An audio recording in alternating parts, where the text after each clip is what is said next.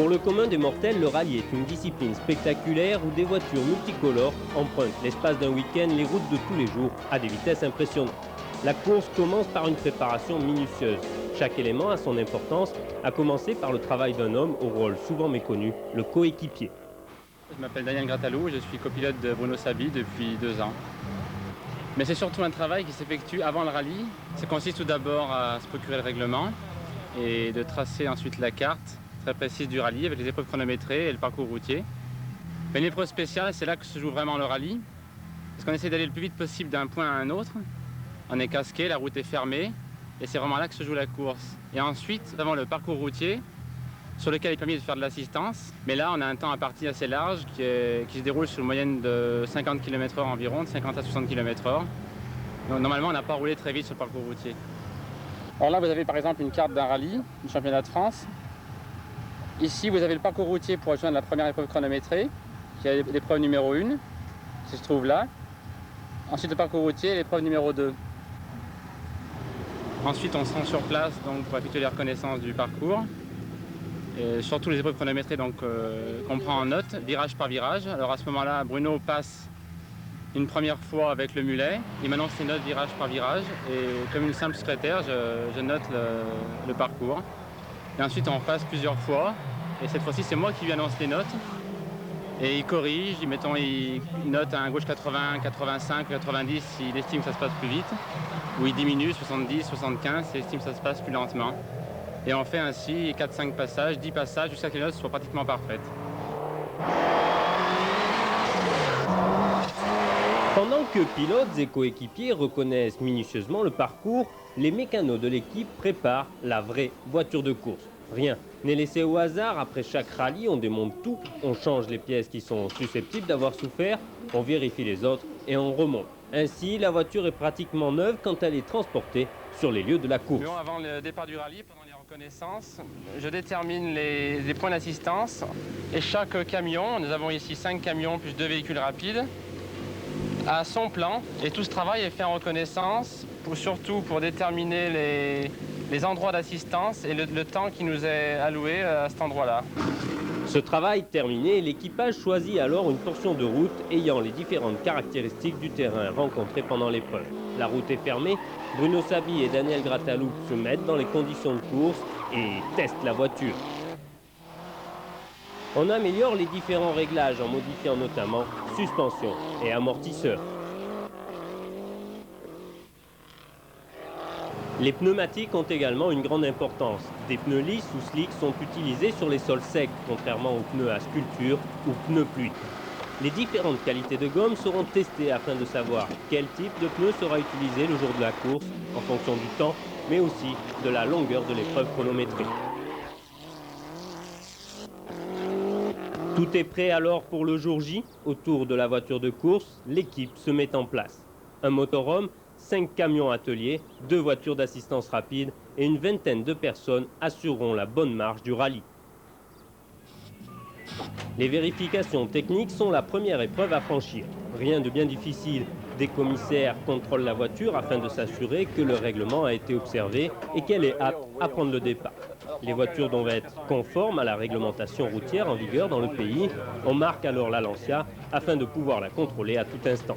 C'est encore un moment de détente pour l'équipage et le premier contact avec le grand public.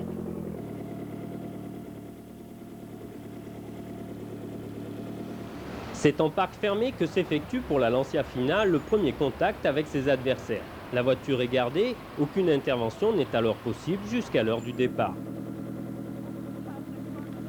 Les concurrents sont lâchés de minute en minute et cet écart doit rester constant tout au long de la journée. Chaque pilote doit se présenter à des contrôles horaires répartis le long du parcours à une heure très précise. C'est le coéquipier qui est responsable de ce pointage. L'épreuve chronométrée, c'est le contre-la-montre du rallye. Toujours dans le même ordre, les concurrents vont alors se battre avec le chronomètre.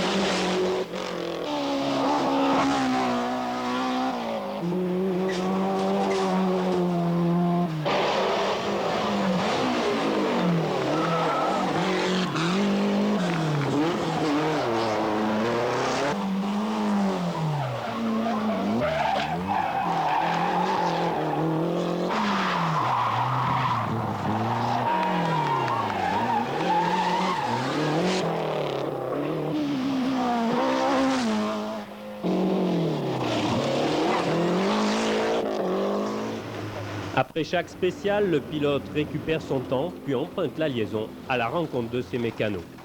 On aura là l'occasion de faire les points d'assistance, c'est-à-dire remplacer les pneus, parce qu'on les change pratiquement à chaque épreuve spéciale, changer les freins si c'est utile, changer le comportement de la voiture, voir les barres stabilisatrices, les suspensions, nettoyer les vitres, etc. Enfin, il y a tout un rituel à faire à chaque point d'assistance. C'est pour ça que sur le liaison, il faut rouler quand même relativement vite, bien qu'il faut respecter la limitation de vitesse et toute la réglementation routière normale. Daniel Gratalou additionne ses temps ainsi que ceux de ses adversaires afin de connaître le classement général au fur et à mesure de son évolution. Les points d'assistance se font avant le départ de la première spéciale, où on met les pneus adéquats pour l'épreuve chronométrée. Et nous avons également un véhicule à la sortie de l'épreuve chronométrée au cas où nous aurions un problème. Et le véhicule nous suit ensuite jusqu'au prochain point d'assistance au départ de l'autre épreuve chronométrée. Les chronos s'égrènent ainsi tout au long de la journée. Le temps pour nous de violer un instant l'intimité de l'équipage en pleine épreuve chronométrée. Gauche 130 pour droite à fond. 70 mètres. Gauche 95 sur bosse.